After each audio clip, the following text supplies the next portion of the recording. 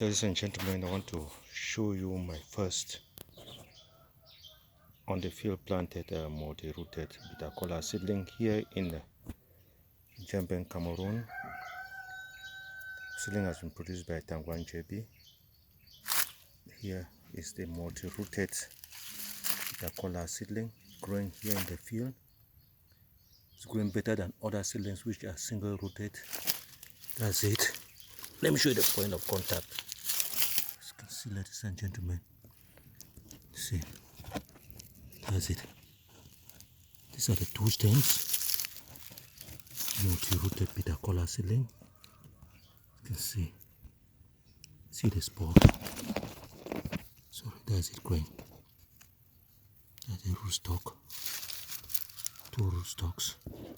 You see, it's growing there. Multi-rooted bitter kola seedling here in Njembeng, Cameroon.